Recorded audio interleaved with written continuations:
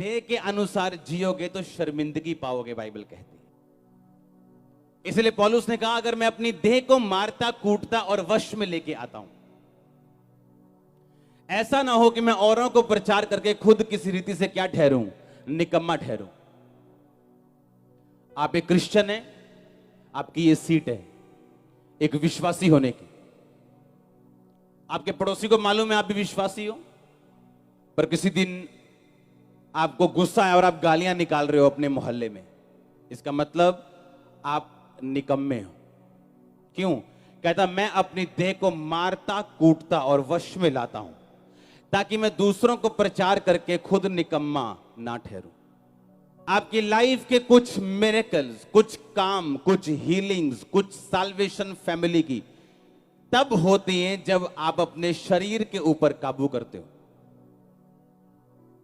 कुछ मिरेकल्स आपके लाइफ में ऐसे ही एंटर कर जाते हैं जब आप अपने शरीर के ऊपर क्या करते हो, काबू करते हो। पौलुस ने कहा मैं अपने शरीर को काबू करता हूं ताकि मैं दूसरों को प्रचार करके खुद किसी रीति से निकम्मा ना ठहरूं। प्रभु यीशु मसीह ने कहा जो मेरी सेवा करेगा मेरा पिता उसे क्या देगा, आदर देगा। अब परमेश्वर की सेवा करने का मतलब यह है आत्मा से जीना, क्योंकि हर बंदा पुलपट पे आने के लिए चुना नहीं गया, पर हर बंदा प्रचार करने के लिए, यीशु मसीह का नाम बताने के लिए, परमेश्वर की हीलिंग करने के लिए चुना गया। एक विश्वासी भी हाथ रख सकता है, लिखा मेरे विश्वास करने वालों में ये निशान होंगे, या वो भी प्रार्थना कर सकता है अगर उसको हाथ रखने की अगुवाई नहीं है तो। पौलुस ने अपने वचन में लिखा कि मैं अपनी देह को मारता कूटता और क्या करता हूं, वश में लेके आता हूं। जिसकी देह वश में नहीं उसकी लाइफ वश में नहीं। जिसके हाथ, जिसकी आंखें, जिसके पैर कंट्रोल में नहीं उसकी पूरी लाइफ कंट्रोल में नहीं है। आपने नशे की गवाही दी, आपको क्या लगता है शैतान आपके पास दोबारा नहीं आएगा? आपको नशा करने के लिए नहीं भरमाएगा? आपको वो भरमाएगा, क्योंकि बाइबल कहती है वो छोटी सी गवाही जो परमेश्वर ने आपको दी वो अगली गवाही का बीज है।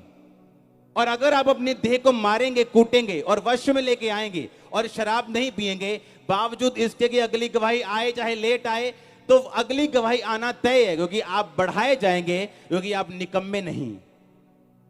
परमेश्वर ने कहा अगर तू अपने शरीर को वश में कर ले तो तू निकम्मा नहीं होगा, तू फलदायक होगा, तू फ्रूटफुल होगा। अगर आपका शरीर काबू में है तो आपकी लाइफ काबू में। बाइबल कहती है आपकी बॉडी वही करना चाहती जो परमेश्वर का आत्मा नहीं करना चाहता। लेकिन शरीर आत्मा के खिलाफ और आत्मा शरीर के खिलाफ हर वक्त चलता है, ताकि जो कुछ तुम करना चाहते हो तुम कभी ना कर पाओ। आप हर एक बंदे को, जो आप यहां बैठे हो, आपको डिवाइन असाइनमेंट मिली है स्वर्ग से। आप जानते हैं आपको होमवर्क मिला है स्वर्ग से, आपके लिए काम ठहराया गया है स्वर्ग से। आपकी लाइफ चेंज होते टाइम नहीं लगेगा। अगर आप साइकिल पंचर वाली दुकान पे काम करने वाले छोटे से वर्कर भी है ना, आपके द्वारा बड़े बॉस बचाए जा सकते हैं एक डिवाइन असाइनमेंट के जरिए।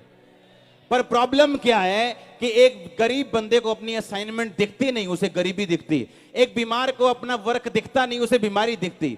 जबकि आप सब लोग, एक भी जन ऐसा नहीं है जिसको स्वर्गीय होमवर्क नहीं मिला करने के लिए। और जब आप वो होमवर्क करते हैं तब आप आगे बढ़ते हैं, और उस होमवर्क को करने के लिए आपको आत्मा में होना जरूरी है। और अगर आप आत्मा में नहीं, आप शरीर की लालसाओं को लिखा पूरा करते हैं, शरीर की इच्छाओं को पूरा करते हैं, तो फिर आपका होमवर्क आप नहीं कर पाएंगे, क्योंकि आपको आत्मिक होमवर्क करने के लिए आत्मिक जीवन की जरूरत है।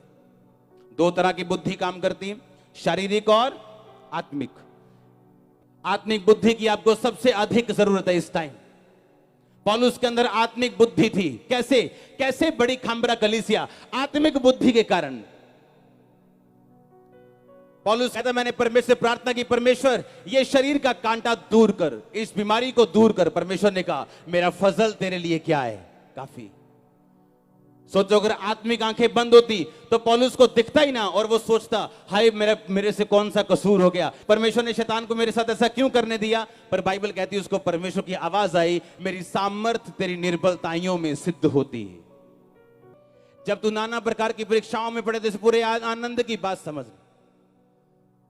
क्योंकि तेरे परखे जाने से धीरज उत्पन्न होता है, और अपने धीरज को पूरा काम करने दे ताकि तू सिद्ध और सिथर हो जाए और तुझमें किसी भी बात की कमी और घटी ना रहे। पर लिखा आजकल परीक्षा आनंद की नहीं दुखों की बात जान पड़ती है। प्रभु से प्यार करते हैं आप क्या? लिखा अगर आप प्यार करते हैं खुदा से और सच्चे बेटे बेटी हैं, वो आपको कोड़े मारेगा, वो आपको जांचेगा, आपको परखेगा। अगर तुम्हारी परख नहीं हुई तो तुम उसकी जायज संतान ही नहीं हो। आप जीतेंगे, आप लड़ेंगे, आप जीतेंगे। परीक्षा के साथ खुदावंद निकास करेगा, वो आपको आगे बढ़ाएगा। आप परीक्षा में उसके सच्ची बेटियां और सच्चे बेटे बन के निकलेंगे।